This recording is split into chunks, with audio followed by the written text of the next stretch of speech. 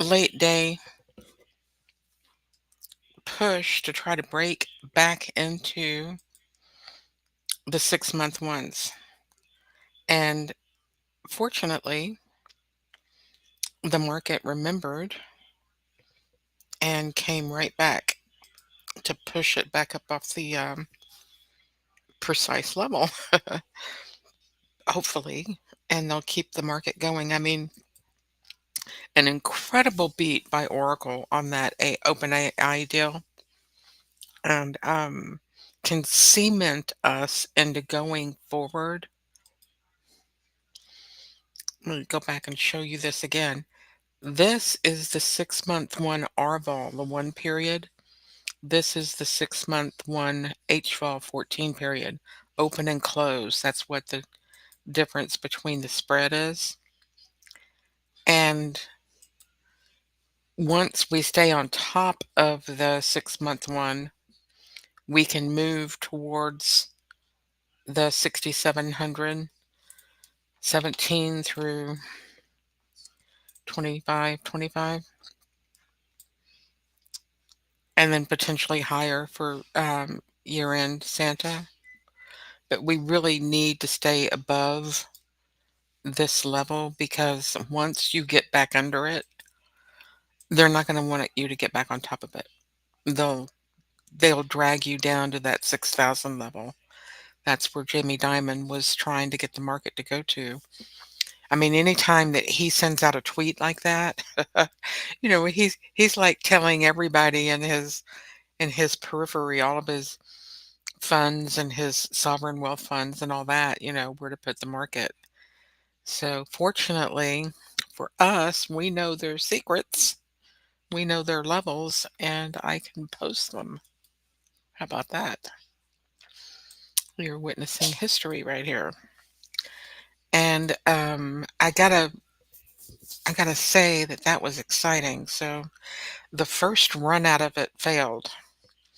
Let's see if we can hold it.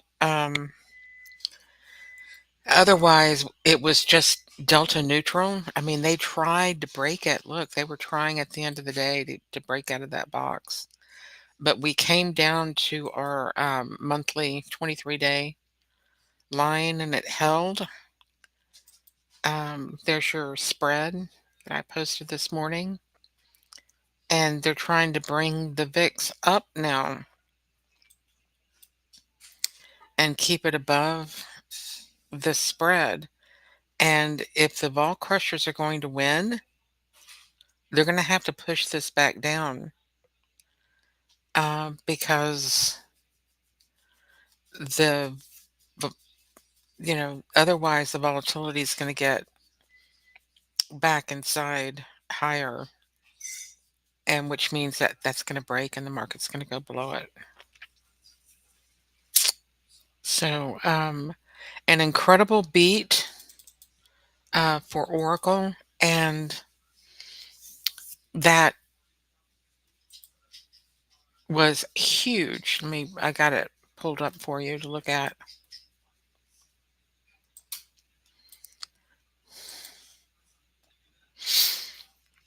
So if I put the distribution back to a 1,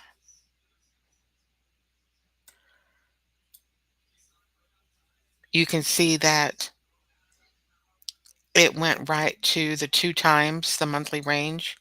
So the 1 is actually 2 times. So you go 0.25, 0.5, 0.75, and 1. That brings you 1 entire range outside the range. So you have to count the range as 1 time, and then the 1 time outside the range, that would be 2 times. So a 1 equals 2. And the dealer algos just immediately started selling it. But when we do this, so that would be 246, the Fib 3 value is actually 6 sigma up here at 464. There's 7 sigma above it. But so there would be 2 times the range, 4 times the range.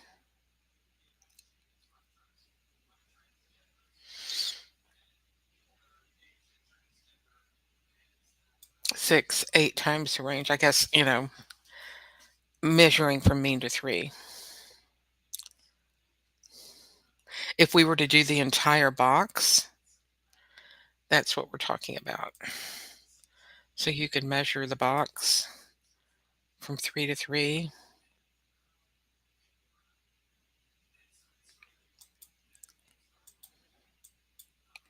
Oops.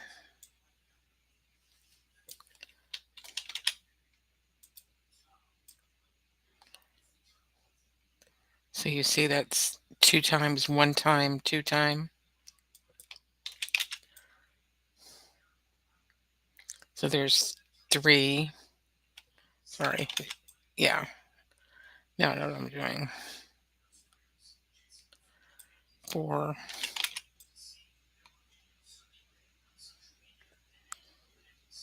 Five.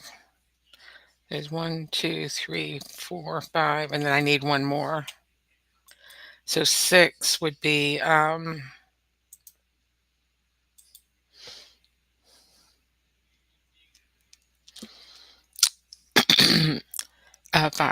So we can add another distribution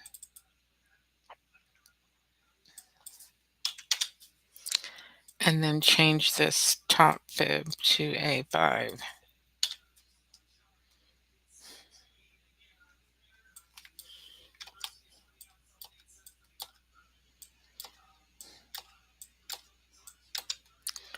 There we go. There we go. 6. 587.71 on the 30-day distribution. 1, 2, 3, 4, 5, 6. There we go. I knew I could count. But you can keep going with Jats to draw the distribution out. You don't need to wait. So this comes in handy for things like COVID and things like that. But it shows you that there's plenty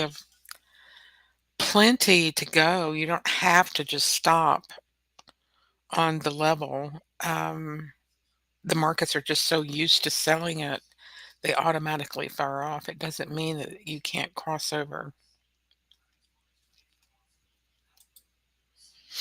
But so hopefully they can keep that going. Otherwise, we're going to be back inside those lines maybe tomorrow and get our 8%, which they want to. I mean, he's telling the market where to go to 6,000. That's a 500 point, haircut. So, um, so that's about it. Um,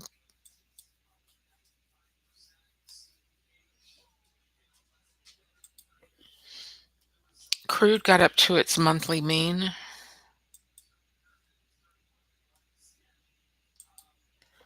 Stopped right there at 64. And hopefully we can get the market to come back down on that faux production announcement by OPEC. I mean, there have been some things heating up, which put the market on tension, but hopefully they can resolve them. Find out it was Germany that sent drones into Poland or something like that. Who knows? Didn't they do Nord Stream? I don't know. Ukraine did it themselves. Those crazy people over there, you never know what's going on. All right. I don't know. I'm just saying I have no idea what's going on. None of us do.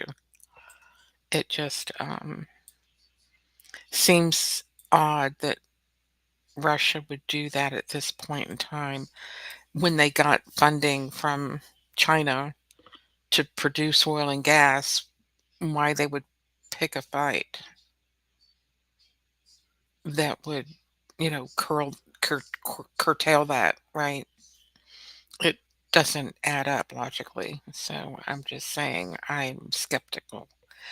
And the gold got another all-time high and sold off again. Um,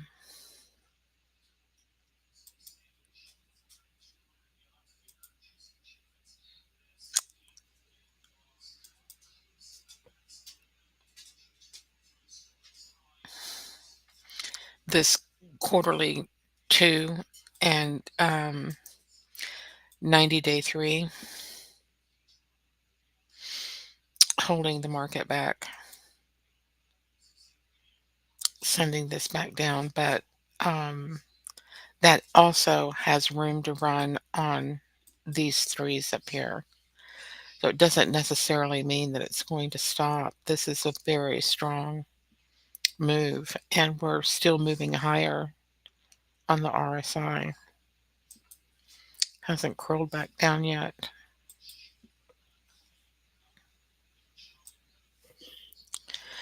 And Bitcoin stopped perfectly at the daily 3.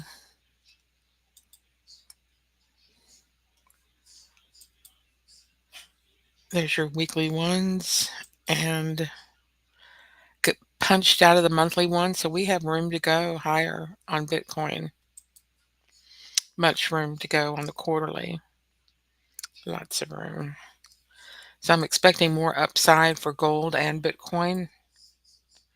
Hopefully crude will come back down and we can keep the ES and NASDAQ rally going forward, not let it get back inside that 6-month range. Because I'm telling you, they get it back inside that 6-month range. Good luck trying to get it back out. The one thing that's in your favor on this is the R ball is on the outside of that, and that's going to draw it out. The 1 period range is on top of the 14 period, which is showing range expansion for the volatility. So it's, naturally inclined to go long at this point. So I'm just saying, the rally hasn't even started. We're just at ground zero. We have a lot of potential room to go if they will allow it to go. I mean, they're the ones stopping it at this point. And that makes no sense why they're, shutting down the market the first time that we show actual growth in, decades. I mean, the market only wants fiction. Go ahead and give us fiction and all of our data. And as long as, we're throwing magic beans at the global world system of, providing ample liquidity to the central banks versus actually sustaining the economies that they're supposed to serve, it's ass backwards. It's about time it got shut down. And I'm so glad the manufacturing is back. I'm so glad that there's a renaissance in AI because the things that I've been able to do with it, if I can do it, anybody can do it. Let me tell you. And the kids today are so much smarter than I ever was. Um, so it's frightening the possibilities that could come out of this, um, the growth of innovation that can come out of this. Um, it's limitless of the possibilities of what can happen. So absolutely, you have to support it and allow it to grow. And this is the ground zero right here. You don't want the market to get back under that. If they shove it back inside 6,500, it's going to be 6,000.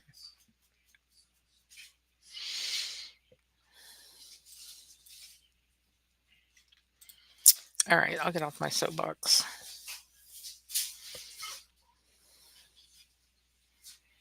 It's just crazy that you could have decades of fiction and nobody says a word about being overvalued at all. And then when you start pulling in manufacturing and start actually doing things and building things and growing things, they're all crying,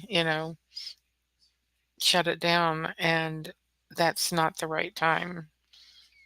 In fact, they need to get their priorities straight and get back on the ball, get back on the right side of this trade, which is to the upside above 6,500, in my opinion. All right, that's all I can say. It'll be what it is, but there you have it. We're sitting on it right now. Let's hopefully get it lifted up, because really there's nothing stopping it except for the dealers. There's nothing preventing it from going higher to the end of the month, to the end of the quarter, except for the banks themselves who want to push us down to 6,000. Crazy. All right, that's it. Y'all have a good night. Appreciate you. Come find us on Substack and get your Ninja Trader indicator and join the fun. Draw your own boxes. We'll talk to you soon. Thanks.